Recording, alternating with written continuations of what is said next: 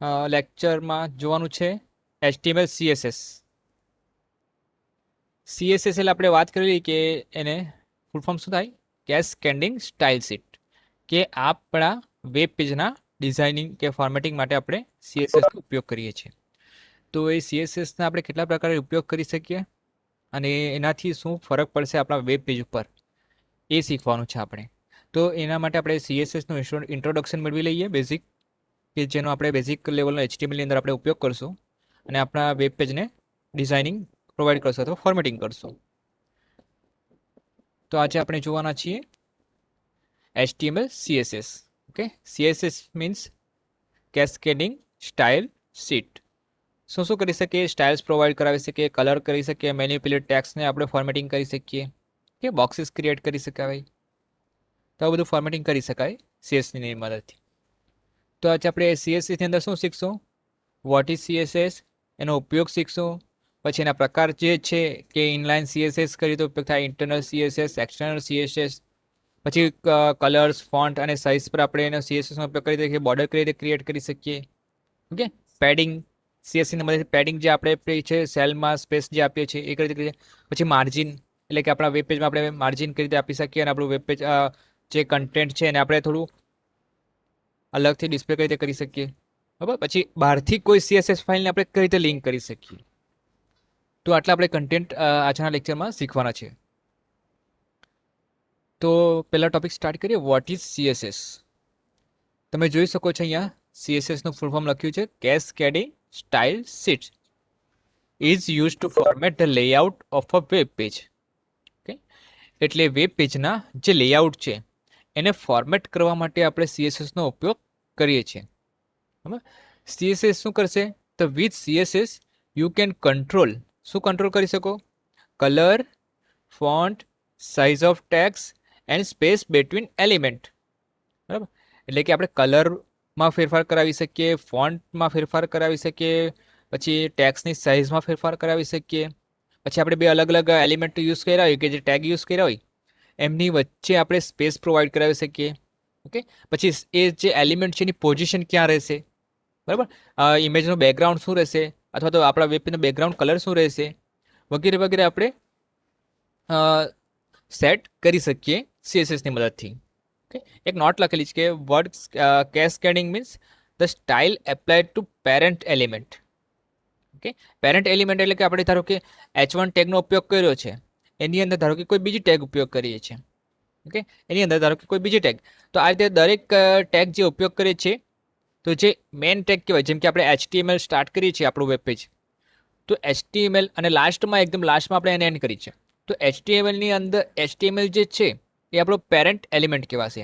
અને એની અંદર આપણે જે બીજા ટેગ યુઝ કરશું, જેમ કે હેડ ટેગ, બોડી ટેગ, બરાબર, એ બધા શું કહેવાય? એના ચાઇલ્ડ ટેગ કહેવાય, એટલે કે ચાઇલ્ડ એલિમેન્ટ. ઓકે, જે આપણે ચાર્ટ ડ્રો કરીએ તો તેમાં આપણે જે પેલું મેઇન બોક્સ પેલું હોય તેને પેરેન્ટ કહેવાય, પછી એના સબ પાર્ટ પડે એ રીતે. તો જે HTML છે આપણો પેરેન્ટ એલિમેન્ટ કહેવાશે અને એની અંદર આપણે જેટલા પણ ટેગ ઉપયોગ કરશું એ ચાઇલ્ડ એલિમેન્ટ કહેવાય. પછી અહીંયા તમે જોઈ શકો છો, so if you set the colour of the body text to blue, all headings, paragraph and other text element within the body will also get the same colour.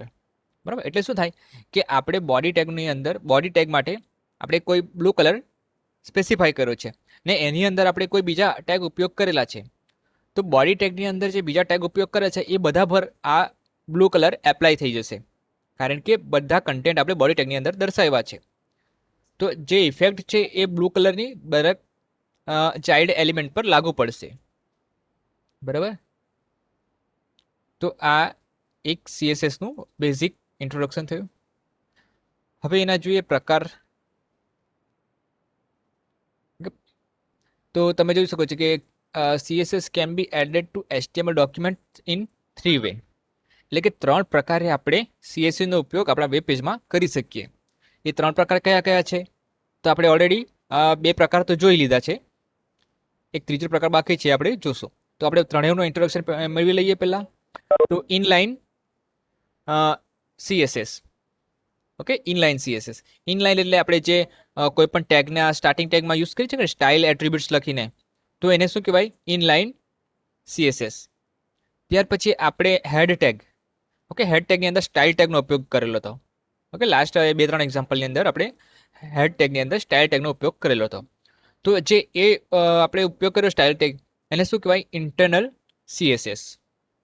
Okay, પહેલું છે inline CSS, બીજું internal CSS, અને third આવે છે external CSS. એટલે કે આ જે બધી ફોર્મેટિંગની ફાઇલ છે એને અલગ નામથી સેવ કરવામાં આવે. હવે જેમ કે આપણે વેબ પેજને .html નામથી સેવ કરીએ છીએ, એની જેમ જ ફોર્મેટિંગ માટેની જે આ સીએસએસની ફાઇલ છે એને .css નામથી સેવ કરવામાં આવે. ઓકે, એટલે આ ફોર્મેટિંગ આપણે એક અલગ નોટપેડ ફાઇલમાં બનાવી દઈએ અને એને આપણે સેવ કરવું હોય તો .css એક્સટેન્શન રાખવાનું. ઓકે, એટલે આખું ફોર્મેટિંગની એક અલગ ફાઇલ બનશે. હવે એ અલગ ફાઇલને આપણા HTML વેબ પેજ સાથે લિંક કરાવવું પડે છે. તો એને આપણે લિંક ટેગ દ્વારા લિંક કરાવી શકીએ. બરાબર? તો આ એક્સટર્નલ સીએસએસ. એટલે તમે 3 પ્રકારે સીએસએસનો ઉપયોગ કરી શકો અને તમારા વેબ પેજને આકર્ષક બનાવી શકો. The most common way to add CSS is to keep the style in external CSS. Okay, એટલે મોટા ભાગે CSS ને એક અલગ ફાઇલમાં જ રાખવામાં આવે છે. ઓકે, જેથી કરીને આપણો કોડ અલગ અને વ્યવસ્થિત દેખાય એમ. જેમ કે ફોર્મેટિંગ આપણે આપણા સેમ કોડની અંદર રાખીએ તો સીએસએસનું કોડિંગ જ ઘણું લાંબુ થઈ જાય અને આપણો પ્રોગ્રામ જે કોડ છે એ ઘણો લાંબો થઈ જાય. એની જગ્યાએ આપણે ફોર્મેટિંગ માટેનું જે પણ કોડ છે એને આપણે એક અલગ ફાઇલમાં જ રાખીએ, ખાલી એનું લિંક કરાવી દઈએ આપણા વેબ પેજમાં, તો આપણો કોડ જે બોડી કન્ટેન્ટ જે સેટ કરવાનું છે આપણે એ બોડી કન્ટેન્ટનો ટેગ જ આપણે એનો અંદર આપણે ઉપયોગ કરી શકીએ અને સીએસએસનું આપણે ફોર્મેટિંગ અલગ જ રહીએ અલગ ફાઇલની અંદર. બરાબર? However, in this tutorial we will learn inline style. આપણે આ ત્રણેય એક્ઝામ્પલ આની અંદર આપણે જોવાના છીએ. ઓકે, તો આપણે 1 by 1 એક સીએસએસ વિશે સ્ટાર્ટ કરીએ. તો પહેલું છે આપણું inline CSS. And inline CSS using to apply a unique style to a single HTML element. Okay, તમે જોઈ શકો છો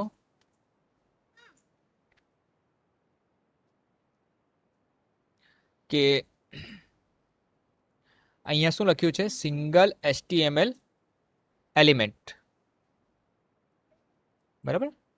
એટલે કે જે ઇનલાઇન CSS છે એને આપણે સિંગલ ટેગની અંદર ઉપયોગ કરી શકીએ. એટલે કે ધારો કે કોઈ એક જ ટેગ માટે એ ઇફેક્ટ આપણે સેટ કરવી છે તો એના માટે આપણે સિંગલ HTML એલિમેન્ટનો ઉપયોગ કરવાનો છે. એટલે કે કઈ રીતે? તો style attribute. Okay, inline CSS use the style attributes. Okay, style એટ્રીબ્યુટ્સનો ઉપયોગ કરવાનો છે ઓફ એન HTML એલિમેન્ટ. તો સ્ટાઇલ એટ્રીબ્યુટ્સનો ઉપયોગ કરીને આપણે ઇનલાઇન CSS ક્રિએટ કરી શકીએ. ઓકે, અહીંયા એક્ઝામ્પલ આપેલો છે, તમને જોઈ શકો છો કે h1 ટેગનો ઉપયોગ કર્યો છે, એમાં સ્ટાઇલ એટ્રીબ્યુટ્સ આ રીતે ડિફાઇન કરી છે. તો સ્ટાઇલ એટ્રીબ્યુટ્સ શું લખ્યું છે કે સ્ટાઇલ એટ્રીબ્યુટ્સની અંદર કલર બ્લુ રાખ્યો છે. તો જ્યારે આઉટપુટમાં રન થશે તો આ બ્લુ હેડિંગ કન્ટેન્ટ જે છે એ આપણું બ્લુ કલરની અંદર જોવા મળશે આપણને. પછી એ જ રીતે પેરેગ્રાફ ટેગ માટે. ઓકે, એટલે કે આપણે એક સ્ટાર્ટિંગ ટેગની અંદર આ સ્ટાઇલ એટ્રીબ્યુટ્સનો ઉપયોગ કરીને ઇનલાઇન CSSનો ઉપયોગ કરી શકીએ છીએ. તો અહીંયા આપણો ઉપયોગ કર્યું છે યલો કલર રેડ, એટલે કે આ રેડ પેરેગ્રાફ. પી ટેગનો જે પેરેગ્રાફ હશે એનો કલર રેડ કલરમાં આવશે. તો આ રીતે ઇનલાઇન CSSને આપણે સ્ટાર્ટિંગ ટેગમાં યુઝ કરી શકીએ. બરાબર? નેક્સ્ટ આવે છે ઇન્ટરનલ CSS અથવા એને એમ્બેડેડ CSS પણ કહેવામાં આવે. એમ્બેડેડ એની સાથે ઇન્ટરફિયર થઈ જાય એમ, મિક્સ થઈ જાય એમ, એટલે એમ્બેડેડ કહેવામાં આવે. બરાબર? એટલે ઇન્ટરનલ CSS અથવા એમ્બેડેડ CSS. હવે એ શું કરશે? તો an internal CSS is used to define a style for a single HTML page. પેલું શું હતું? સિંગલ HTML એલિમેન્ટ હતો. ઓકે, અને અહીંયા શું છે? Single HTML page. બરાબર? આ પેજ અને એલિમેન્ટ આ ધ્યાન રાખજો કે ઇનલાઇન CSS એ સિંગલ HTML એલિમેન્ટ માટે અને internal CSS single HTML page માટે. ઓકે, તો હવે આપણે ઇન્ટરનલ CSS કઈ રીતે ઉપયોગ કરશું? An internal CSS is defined in the head tag. તો આપણે જે હેડ ટેગની અંદર સ્ટાઇલ ટેગનો ઉપયોગ કર્યો હતો ને, તો એને શું કહેવામાં આવે? Internal CSS. તો એ લખ્યું છે કે head section of an HTML page within a style element. Okay, એટલે હેડ ટેગની અંદર આપણે સ્ટાઇલ એલિમેન્ટનો ઉપયોગ કરીને ઇન્ટરનલ CSS ડિફાઇન કરી શકીએ. ડિફાઇન કરી શકીએ એટલે આપણે એની અંદર એનો કોડ લખી શકીએ. ત્યાર પછી the following example set the text colour of all the H1 element. કે હવે નીચે એક એક્ઝામ્પલ આવશે, એમાં આપણે જોવાનું છે કે H1 એલિમેન્ટમાં આપણે બ્લુ કલર સેટ કર્યો છે અને text colour of all the P element to red, એટલે કે H1 ટેગ જ્યાં ઉપયોગ કર્યો છે એના માટે આપણે બ્લુ કલર રાખ્યો છે અને P ટેગ જ્યાં ઉપયોગ કર્યો છે ત્યાં એના માટે આપણે રેડ કલર રાખ્યો છે. કે રેડ અને અહીંયા બ્લુ, આ રીતે. In addition the page will be display with the powder blue. અહીંયા એક કલરનું નામ આપેલું છે પાવડર બ્લુ. એને કયા કલર સેટ કરો? બેકગ્રાઉન્ડમાં પાવડર બ્લુ કલર સેટ કર્યો છે. તો હવે આપણે એક્ઝામ્પલ જોઈએ. ઓકે, આ એક કમ્પ્લીટ એક્ઝામ્પલ છે ઓનલી CSS માટેનો. તો અહીંયા તમે આપણે જોઈ શકો છો કે હેડિંગ ટેગની અંદર હેડ ટેગની અંદર સ્ટાઇલ ટેગનો ઉપયોગ કર્યો છે. એની અંદર બોડી ટેગ માટેનું ફોર્મેટિંગ આપણે લખ્યું છે. શું લખ્યું છે? Background dash colour. આ રીતે એને ડિફાઇન કરવાનું છે કે આપણે બેકગ્રાઉન્ડની અંદર કોઈ કલરને સેટ કરવો છે તો આપણે એનું CSS આ રીતે લખી શકીએ. ઓકે, આ CSS લખ્યું છે.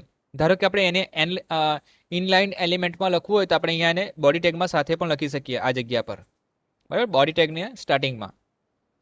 પણ આપણે CSS ની સ્ટાઇલને આપણે અલગ જ ફોર્મેટિંગ કરીએ છીએ. તો આપણે એને સ્ટાઇલ ટેગની અંદર આપણે એને અલગથી લખીએ ફોર્મેટિંગ. તો આપણે અહીંયા બોડી ટેગ માટે ફોર્મેટિંગ કરીએ છીએ કે બોડી ટેગના જે પણ કન્ટેન્ટ આવશે એનું બેકગ્રાઉન્ડ કલર પાવડર બ્લુ આવશે. ત્યાર પછી H1 ટેગ. હવે H1 ટેગ માટે શું કલર સેટ કરીએ છીએ? તો H1 ટેગના જેટલા પણ ફોન્ટ આવશે એનો કલર બ્લુ આવશે અને P ટેગ આવશે તો P ટેગના જેટલા પણ કલર આવશે એનો કન્ટેન્ટ આવશે એનો કલર રેડ આવશે. તો આ 3 ટેગ માટે આપણે ફોર્મેટિંગ કર્યું છે. ઓકે, તો ત્રણેયનું આઉટપુટ આપણે અલગ અલગ ફોર્મેટિંગ સ્વરૂપે જોવા મળશે. કઈ રીતે જોવા મળશે જોઈએ આપણે.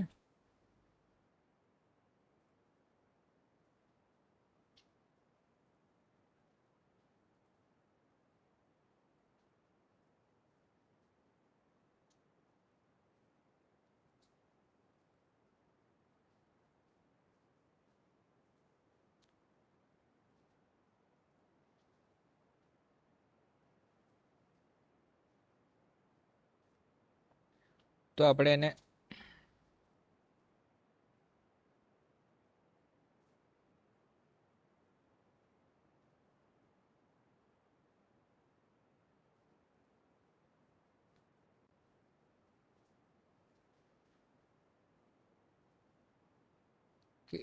ઇન્ટરનલ CSS નો કોડ નથી બનાવ્યો, આપણે વેબ પેજ પર જ સમજી લઈએ. અને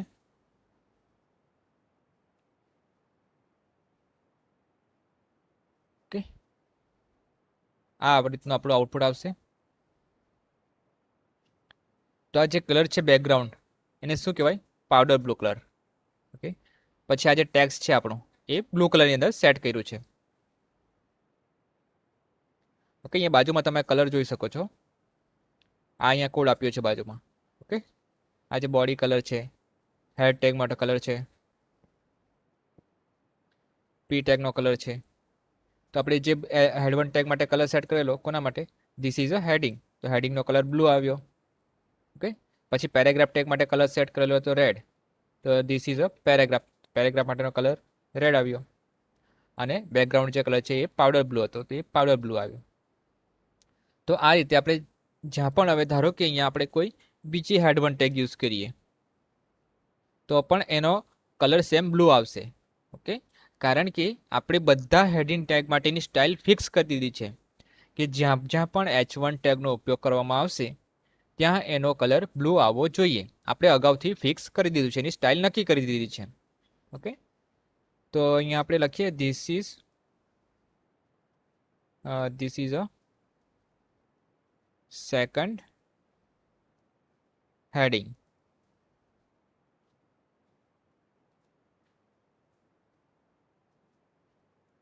ઓકે, અને P ટેગમાં યુઝ કરીએ ફરીથી આપણે યુઝ કરશું તો એનું પણ ફિક્સ આવશે. Second paragraph.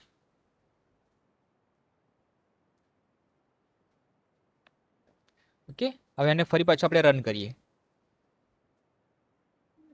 તો તમે જોઈ શકો છો this is the second heading પણ બ્લુ કલરમાં આવ્યું. આપણે અહીંયા કોઈ સ્ટાઇલ સેટ નથી કરી કે અહીંયા ઇનલાઇનમાં, પરંતુ આપણે એની અગાઉથી જે સ્ટાઇલ નક્કી કરેલી હતી એ સ્ટાઇલ પ્રમાણેનું આપણે આઉટપુટ જોવા મળે છે.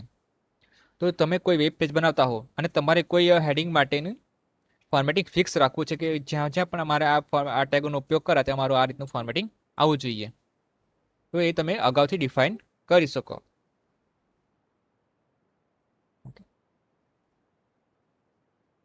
ત્યાર પછી આપણે ફરી પાછા આપણા પ્રેઝન્ટેશન પર આવી જઈએ.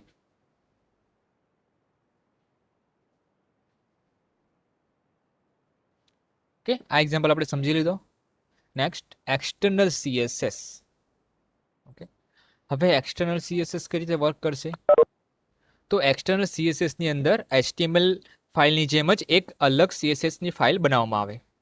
ઓકે, એમાં જેટલું પણ ફોર્મેટિંગ છે આખા વેબ પેજનું એ બધું સેવ કરવામાં આવે. આખું ખાલી ફોર્મેટિંગ જ ફાઇલ. ઓકે, HTML ની અંદર ખાલી HTML નું કન્ટેન્ટ કોડિંગ હોય છે અને CSS ની અંદર ટોટલી ફોર્મેટિંગનું કોડિંગ હોય છે. તો એને એક્સટર્નલ CSS કહેવાય. ઓકે, હવે an external style sheet is use to define the style for many HTML page. હવે એક્સટર્નલનો ફાયદો શું થાય કે આપણે એકવાર જે ફોર્મેટિંગ નક્કી કરી દીધું એને આપણે કોઈ પણ વેબ પેજમાં ઉપયોગ કરી શકીએ. ઓકે, એ ઇન્ટરનલ સ્ટાઇલ શીટમાં શું થતું હતું કે આપણે એ વેબ પેજ માટે કોડિંગ એની અંદર હેડ ટેગમાં લખી દેતા હતા, પણ એક્સટર્નલ CSS ની અંદર આપણે ફાઇલ જ અલગ બનાવીએ છીએ એની. તો આપણે એને કોઈ પણ HTML આપણે બનાવશું તો એની સાથે આપણે લિંક કરી શકીએ, કારણ કે એ ફાઇલ અલગ છે, અલગ આપણે સેવ કરેલી છે. ઓકે, એટલે એનો બેનિફિટ એ છે આપણે એને આ સ્ટાઇલ શીટને આપણે કોઈ પણ વેબ પેજમાં ઉપયોગ કરી શકીએ અને એને મોડિફાઈ પણ કરી શકીએ. તો to use an external style sheet, add a link to it in the head section of each HTML page. હવે એક્સટર્નલ CSS નો ઉપયોગ કરવો હોય તો આપણે એને હેડ ટેગની અંદર લિંક એલિમેન્ટ છે એનો ઉપયોગ કરવો પડે. હવે લિંક એલિમેન્ટનો ઉપયોગ કરી રીતે થાય તો અહીંયા તમે જોઈ શકો છો. સોરી,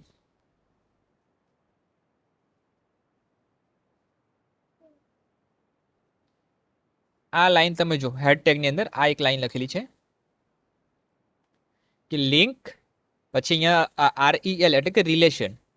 રિલેશન શું છે? સ્ટાઇલ શીટનો. હવે લિંક કરવા માટે H રેફરન્સ કે H રેફરન્સ એટ્રીબ્યુટ્સનો ઉપયોગ કરવાનો છે. અહીંયા પ્રકાર દર્શાવવા માટે, રિલેશન દર્શાવવા માટે શું યુઝ કર્યું છે? Style sheet. અને રેફરન્સ આપવા માટે જે કંઈ આપણે નામથી ફાઇલ સેવ કરેલી હોય એક્સટર્નલ CSS, તો એ ફાઇલનું નામ અહીંયા તમારે લખવાનું હોય છે. જેમ કે અહીંયા ફાઇલનું નામ છે styles.css. ઓકે, અને આખો પાથ દર્શાવવાનો. ધારો કે તમારું અલગ અલગ ફોલ્ડરમાં કે અલગ ડ્રાઈવમાં ફાઇલ તમે સેવ કરેલી હોય તો જ્યાં સેવ કરેલું હોય તેનો પૂરેપૂરો પાથ લખવાનો. સેમ ફોલ્ડરની અંદર હોય તો તમે સીધું સિંગલ લખી શકો ફાઇલ નેમ. ક્યાં યુઝ કરવાનું છે? તો હેડિંગ ટેગની વચ્ચે. બરાબર, આ રીતે એક્સટર્નલ CSS ને લિંક કરવામાં આવે. લિંક એટ્રીબ્યુટ્સનો ઉપયોગ કરવાનો છે, લિંક ટેગનો ઉપયોગ કરવાનો છે, રિલેશન એટ્રીબ્યુટ્સ, એનો વેલ્યુ શું આપવાની? સ્ટાઇલ શીટ, અને H રેફરન્સ શું આપવાનો? જે કંઈ તમારી ફાઇલ હોય એનું લોકેશન. ત્યાર પછી બોડી કન્ટેન્ટની અંદર આપણે જે કંઈ કન્ટેન્ટ આપણે ઉપયોગ કરવાના છે એ લખવાના. કે જે રીતનું આપણે સ્ટાઇલ શીટની અંદર ફોર્મેટિંગ કરેલું હશે એ રીતનું ફોર્મેટિંગ કલર જે કંઈ હશે એ આપણા બોડી કન્ટેન્ટના પાર્ટ પર એપ્લાય થશે. ઓકે, કન્ટિન્યુ એક્સટર્નલ આપણે જોઈએ તો અહીંયા શું કહે છે કે the external site style sheet can be return in any text editor. Okay, તમે કોઈ પણ ટેક્સ્ટ એડિટરની અંદર તમે એ ફાઇલ ક્રિએટ કરી શકો. જેમ કે નોટપેડમાં પણ તમે ઉપયોગ કરી શકો, નોટપેડ ++ પણ, સબલાઇન પણ, ડ્રીમવીવર પણ, અને બીજા કોઈ પણ ટેક્સ્ટ એડિટર આવે તો એની અંદર તમે આ રીતની CSS ફાઇલ ક્રિએટ કરી શકો. બરાબર, કારણ કે આપણે એની અંદર ખાલી નોર્મલી ટેક્સ્ટનો ઉપયોગ કરીએ છીએ, કોઈ પ્રોગ્રામ રન નથી કરાવતા. Okay, the file must not be contain any HTML code. Okay, એની અંદર HTML કોડનો સમાવેશ થતો નથી, ખાલી ફોર્મેટિંગ કોડનો સમાવેશ થાય છે. Must be save with .css extension. આ ખાસ ધ્યાન રાખવાનું છે કે જે તમે ફોર્મેટ CSS ફાઇલ બનાવો ફોર્મેટિંગ એને .css એક્સટેન્શનથી સેવ કરવાની છે. બરાબર, એટલે કઈ રીતે સેવ થશે? તો હિયર વોઝ ધ સ્ટાઇલ, તો અહીંયા આપણે નામ લખેલું છે કે સ્ટાઇલ્સ ફાઇલનું નામ છે અને .css એક્સટેન્શન છે. તો .css પરથી આપણને ખબર પડે કે આ કોઈ સ્ટાઇલ શીટની ફાઇલ છે, ઓકે, એટલે કે ફોર્મેટિંગની ફાઇલ છે. ઓકે, અહીંયા આપણે જે ફોર્મેટિંગ આગળ એક્ઝામ્પલ જોઈએ એને આ લખેલું છે અહીંયા, ને આ નામથી આપણે એને સેવ કરેલો છે. હવે એક નોંધ લખેલી છે અહીંયા, એ સમજી લઈએ કે with an external style sheet you can change the look of any entire website by changing one file. Okay, એટલે સ્ટાઇલ શીટની મદદથી તમે એક ફાઇલને ચેન્જ કરીને તમારા આખા વેબ પેજનો લુક બદલી શકો. ઓકે, જેમ કે આ ફોર્મેટિંગ આપણે એક સ્ટાઇલ શીટને સેટ કર્યું છે. ઓકે, પણ ધારો કે મારે કોઈ કલર બદલવો છે તો હું એક બીજી સ્ટાઇલ શીટ બનાવી દઉં અને એને લિંક કરી દઉં, તો ખાલી આપણે લિંકનું જે ફાઇલ નેમ છે એ જ આપણા કોડની HTML વેબ પેજની અંદર બદલવાનું હોય, તો એ બધી જગ્યાએ સ્ટાઇલ શીટ એપ્લાય થઈ જાય. ઓકે, એટલે આ રીતે આપણે અલગ અલગ એક્સટર્નલ સ્ટાઇલ શીટ બનાવીને રાખી શકીએ. તો આપણે આપણા વેબ પેજની અંદર માત્ર એ ફાઇલનું નામ બદલવાનું હોય અને લોકેશન બદલવાનું હોય, તો એની ઇફેક્ટ આપણા આખા વેબ પેજ પર બદલાઈ જાય. આપણે વારંવાર આ ફોર્મેટિંગનો કોડ લખવાની જરૂર નહીં પડે. એકવાર લખીને આપણે સેવ કરીને રાખી દીધો, બસ નેક્સ્ટ ટાઈમ જ્યારે પણ જે વેબ પેજમાં આપણે ઉપયોગ કરવાનો એની લિંક કરાવી દેવાનું. લિંક એક્સટર્નલ લિંકની મદદથી, રિલેશન એટ્રીબ્યુટ્સ અને એચ રેફરન્સ એટ્રીબ્યુટ્સની મદદથી, તો એ આપણા વેબ પેજ પર એપ્લાય થઈ જાય. ઓકે, આ એક બેનિફિટ સારામાં સારો છે અને મોસ્ટ ઓફ આ રીતનું જ કરવામાં આવતું છે. કોઈ પણ ડેવલપર હોય તો એ આ રીતે જ CSSને અલગ ફાઇલને અંદર ક્રિએટ કરે. ત્યાર પછી CSS કલર્સ, ફોન્ટ્સ અને સાઇઝ, તો એ શું કરશે? તો common CSS property you will learn more about them letter. Okay, okay, એને જવા દો. CSS colour property define the text colour, જે કલર આપણે યુઝ કરીએ છીએ. ઓકે, જેમ કે અહીંયા આપણે કલર યુઝ કરેલો છે, તે શું કરે? ફોન્ટ કલર ડિફાઇન કરે, ટેક્સ્ટ કલર. ત્યાર પછી ફોન્ટ ફેમિલી. ઓકે, આપણે ઉપયોગ નથી કરીએ હજી ફોન્ટ ફેમિલી એટ્રીબ્યુટ્સ, પણ જે કલર, જેમ રીતે આપણે કલર પ્રોપર્ટીનો ઉપયોગ કર્યો છે એ રીતે આપણે ફોન્ટ ફેમિલી પ્રોપર્ટીનો ઉપયોગ કરી શકીએ. તો એ શું કરશે? ડિફાઇન ધ ફોન્ટ, એટલે કે ફોન્ટના પ્રકાર, જેમ કે ટાઈમ્સ ન્યૂ રોમન રાખવાનો છે કે એરિયલ રાખવાનો છે, કેલિબ્રી ફોન્ટ રાખવાનો છે, ફોન્ટનો પ્રકાર કયો રાખવાનો છે એ આપણે ફોન્ટ ફેમિલી પ્રોપર્ટીની મદદથી ડિફાઇન કરી શકીએ. ઓકે, આપણે કે H1 છે ટેગ છે, ધારો કે અહીંયા H1 ટેગ છે, તો H1 ટેગ જ્યાં જ્યાં પણ આવશે એનો ફોન્ટ ટાઈપ્સ કયો રહેશે? એરિયલ રહેશે, ટાઈમ્સની રોમન રહેશે, કેલિબ્રી રહેશે, ઓકે, એરિયલ બ્રેક રહેશે, કયો રહેશે એ આપણે અહીંયા ફોન્ટ ફેમિલી એટ્રીબ્યુટ્સની મદદથી ડિફાઇન કરી શકીએ. ત્યાર પછી ફોન્ટ સાઇઝ, એની સાઇઝ કેટલી રહેશે ડિસ્પ્લે થશે તો? ઓકે, આ આપણે પી ટેગ માટે ડિફાઇન કરી શકીએ ફોન્ટ સાઇઝ પ્રોપર્ટી, એટલે કે આપણા જે પી ટેગના અંદર જે કન્ટેન્ટ આપણે ડિફાઇન કરશું એની ડિફોલ્ટ સાઇઝ કેટલી રહેશે આપણે અગાઉથી નક્કી કરી શકીએ, અથવા તો જે નોર્મલ રહેશે એ પણ રાખી શકીએ. પણ આપણે કંઈ અલગ રાખવી હોય સાઇઝ તો આપણે એને ફોન્ટ સાઇઝ પ્રોપર્ટીની મદદથી રાખી શકીએ. બરાબર, અહીંયા તમે એક્ઝામ્પલ જોઈ શકો છો CSS કલર્સ, ફોન્ટ્સ અને સાઇઝનું કઈ રીતે ડિફાઇન કરી શકાય. તો અહીંયા સાઇઝને પર્સન્ટેજની અંદર ડિફાઇન કરેલી છે. H1 ટેગની અંદર આપણે છે colour blue, font family Verdana, okay, ફોન્ટનું નામ છે, ફોન્ટ સાઇઝ 300%. પછી પી ટેગની અંદર રેડ કલર યુઝ કરેલો છે ફોન્ટનો, ફોન્ટ ફેમિલી એટલે ફોન્ટનો પ્રકાર રાખેલો છે કુરિયર, અને ફોન્ટ સાઇઝ છે 160%. ઓકે, આની અંદર તમે પિક્સલમાં પણ સાઇઝ આપી શકો. ઓકે, જે આપણે લખી છે ને PX, જે ઇમેજની આપણે સાઇઝમાંથી લખતા હતા 400 px 300 px, તેવું તમે ફોન્ટ સાઇઝમાં પણ ડિફાઇન કરી શકો. કે અહીંયા પર્સન્ટેજનો ઉપયોગ કરેલો છે. તો આ રીતે સ્ટાઇલની અંદર તમે આ કલર પ્રોપર્ટી છે, ફોન્ટ ફેમિલી પ્રોપર્ટી છે અને ફોન્ટ સાઇઝ પ્રોપર્ટી છે એનો ઉપયોગ કરી શકો. Next, CSS border. તો CSS border property define a border around an HTML element. તો આપણે જે એલિમેન્ટ માટે બોર્ડર ડિફાઇન કરી હશે એ એલિમેન્ટની ફરતે આપણને બોર્ડર ક્રિએટ થયેલી જોવા મળશે. જેમ કે પી ટેગ માટે યુઝ કરી છે આપણે બોર્ડર, અહીંયા બોર્ડર ડિફાઇન કરી છે 2 પિક્સલ, સોલિડ સ્ટાઇલ અને કલર પાવડર બ્લુ. તો તો એ પી ટેગ જ્યાં જ્યાં પણ ઉપયોગ થઈ હશે પી ટેગના દરેક પી ટેગ પર ફરતેથી બોર્ડર જોવા મળશે. બરાબર, કે બોર્ડર વાળા એક્ઝામ્પલ આપણે જોયા છે એટલે તમને ખ્યાલ આવી ગયો હશે. Next, CSS padding. પેડિંગ એટલે આપણા જે કંઈ આપણું કન્ટેન્ટ ડિસ્પ્લે થશે એની આજુબાજુ સ્પેસ આપણી કેટલી રાખવાની છે. બરાબર, એટલે કે ફ્રી, એટલે બીજી લાઈનથી અલગ થોડું દેખાવું જોઈએ અથવા તો થોડું ડિસ્ટન્સ પર દેખાવું જોઈએ આપણું ટેક્સ્ટ. તો એ કેટલા અલગ બીજા બાકીના કન્ટેન્ટથી દૂર રહેવું જોઈએ. બરાબર, આજુબાજુના ફ્રી સ્પેસ આપણે જે રાખીએ છીએ ને તો એ ફ્રી સ્પેસ આપણે કેટલી રાખવાની છે તો એ પેડિંગ દ્વારા આપણે દર્શાવી શકીએ. પેડિંગ, ઓકે, કેટલું તો અહીંયા આપણે સેટ કર્યું છે 30 પિક્સ, એટલે કે 300 પિક્સલ જેટલી, સોરી 30 પિક્સલ જેટલી એમ. ઓકે, અહીંયા બોર્ડર રાખેલી છે 2 પિક્સલની, અહીંયા ટાઈપ સોલિડ અને પાવડર બ્લુ. ઓકે, અને પેડિંગ એટલે કે સ્પેસિંગ જે છે એ તમારું 30 પિક્સ સેટ કરેલું છે. તો આ રીતે તમે પેડિંગને ડિફાઇન કરી શકો. ઓકે, કેટલી ડિફાઇન કરવાની છે એ તમારા વેબ પેજ પર ડિપેન્ડ કરે કે તમે કેટલી રાખવા માંગો છો. પણ આપણે એને કઈ રીતે ડિફાઇન કરી શકીએ એ આપણે શીખવાનું છે. તો તમે અહીંયા જોઈ શકો છો કે પેડિંગ, પછી આ કોલનની નિશાની છે અને આ રીતે 30 પિક્સ લખ્યું છે અને પછી છેલ્લે સેમિકોલન લખ્યું છે. ઓકે, એટલે આ જે છેલ્લે છે સેમિકોલન લખવાનું જરૂરી છે. બરાબર, ત્યાર પછી નેક્સ્ટ, સીએસએસ માર્જિન. માર્જિન એટલે કે એક કોર્નર પરથી આપણા કન્ટેન્ટ કેટલા ડિસ્ટન્સ પછી ડિસ્પ્લે થશે તો એને માર્જિન કહેવાય. ઓકે, જે રીતે આપણે વર્ડમાં પણ જોયું છે માર્જિન સેટ કરવાનું, પેજ સેટઅપ કરવાનું છે તો માર્જિન કઈ રીતે સેટ કરી શકીએ એ. તો the CSS margin property define a margin space outside the border. Okay, બોર્ડરની આગળ એટલે બોર્ડરની બહારથી ડિફાઇન થવામાં આવે, એટલે કે આખું કન્ટેન્ટ આપણું જે છે એ માર્જિન પ્રમાણે દૂર ડિસ્પ્લે થશે. જેમ કે આપણું એક કોર્નરથી આપણે લેફ્ટ કોર્નરથી આપણે અમુક માર્જિન સેટ કરીએ તો એટલા ડિસ્ટન્સ પછી આપણું કન્ટેન્ટ ડિસ્પ્લે થશે વેબ પેજ ઉપર. અહીંયા માર્જિન સેટ કર્યું છે 50 પિક્સ, તો 50 પિક્સલ જેટલી સ્પેસ છોડીને પછી આપણું જે કંઈ પી ટેગનું ટેક્સ હશે, કન્ટેન્ટ હશે એ ડિસ્પ્લે થશે.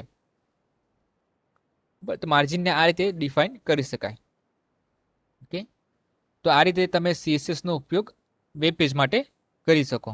તો આપણે એનું બેઝિક ઇન્ટ્રોડક્શન મેળવ્યું કે એની પ્રોપર્ટી આપણે એનો સીએસએસનો ઉપયોગ આપણા વેબ પેજ માટે કઈ રીતે કરી શકીએ.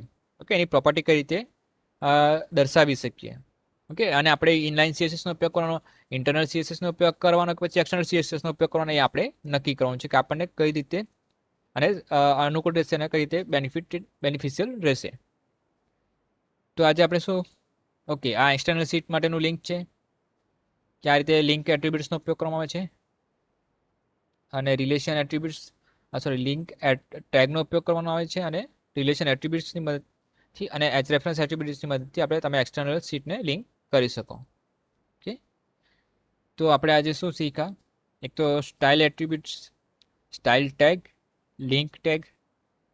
ઓકે, હવે ઇનલાઇન, આ ઇનલાઇન સ્ટાઇલ થઈ ગઈ, ઇન્ટરનલ સ્ટાઇલ, એક્સટર્નલ સ્ટાઇલ.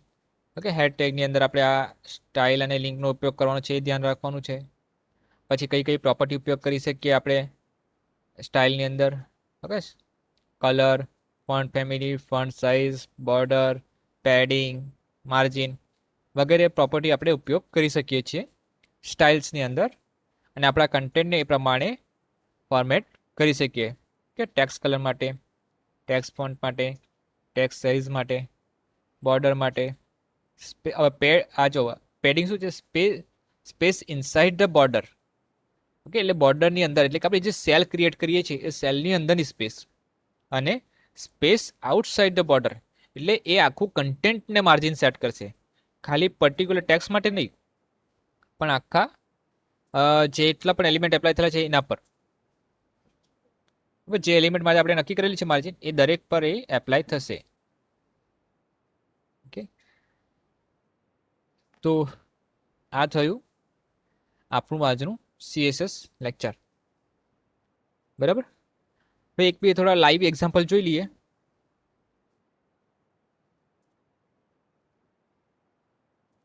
પછી આપણે સ્ટોપ કરીએ. તો લાઈવ એક્ઝામ્પલની અંદર આપણે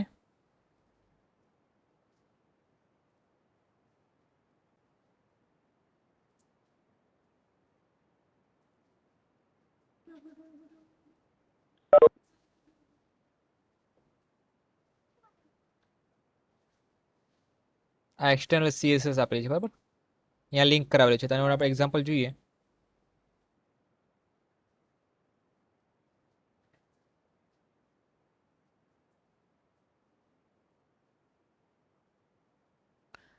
જો અમે અહીંયા હેડિંગ ટેગની અંદર હેડ ટેગની અંદર જોઈ શકો છો કે અહીંયા આપણે કોઈ સ્ટાઇલનો ઉપયોગ કર્યો નથી.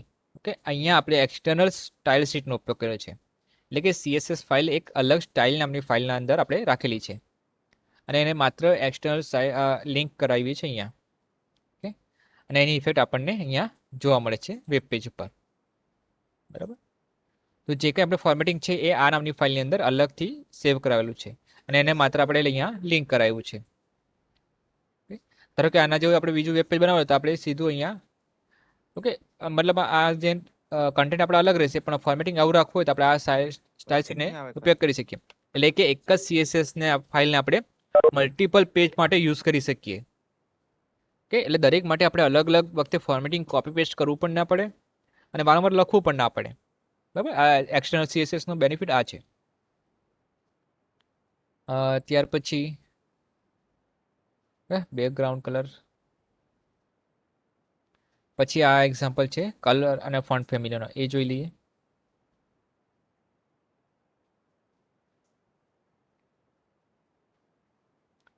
ઓકે, હવે અહીંયા જો આપણે અહીંયા ડિફાઇન કર્યું છે, તમે કોડ બાજુ ધ્યાન આપો. તો અહીંયા સ્ટાઇલ્સ ટેગનો ઉપયોગ કરેલો છે, એટલે કે ઇન્ટરનલ સ્ટાઇલ શીટનો ઉપયોગ કર્યો છે. અહીંયા H1 ટેગ માટે ઉપયોગ કર્યું છે, બ્લુ કલર રાખીએ છીએ. હવે ધારો કે આપણે એના ફોન્ટ બદલી નાખીએ. ધારો કે મારે બીજા ફોન્ટ જોઈએ છે, Times New Roman. Okay, run કરીએ. ઓકે, ફોન્ટ સ્ટાઇલ ચેન્જ થઈ ગઈ. હજી પણ ધારો કે મારે બદલવાનું છે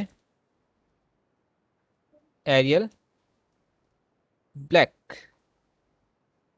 Arial black. Okay, formatting change થઈ ગયું. બરાબર, પછી ધારો કે ફોન્ટ સાઇઝ, હવે આપણે વાત કરીએ ને પિક્સલમાં, તો આપણે એને પિક્સલમાં સેટ કરી જોઈએ. પિક્સલમાં જો આટલી સાઇઝ વધી ગઈ 300 પિક્સલમાં. ઓકે, નોર્મલી આપણે એને 30 પિક્સ કરી દઈએ.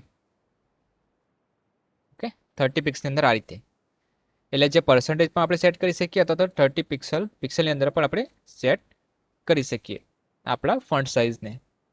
ઓકે, તો આ રીતે પ્રોપર્ટીની વેલ્યુ આપણે ચેન્જ કરી શકીએ અને આપણે સ્ટાઇલ શીટની અંદર આપણે અલગ અલગ પ્રોપર્ટી ઉપયોગ કરી શકીએ. ઓકે, હવે ધારો કે H1 ટેગ છે તો એના માટે આપણે માર્જિન યુઝ કરીએ.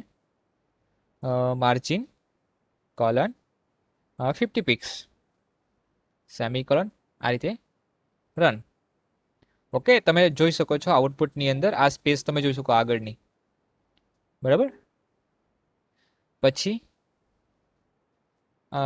Border 2 picks solid and powder blue. અને અહીંયા આપણે યુઝ કરીએ પેડિંગ.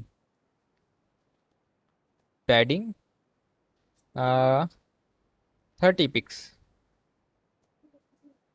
કે પી ટેગ માટે આપણે ઉપયોગ કરીએ છીએ. હવે રન કરીએ ને,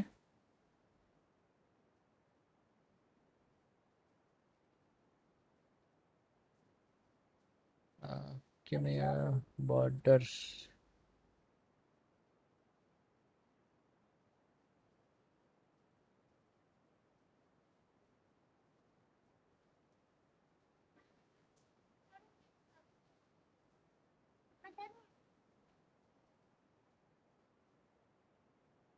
સ્પેલિંગ બરાબર જ છે.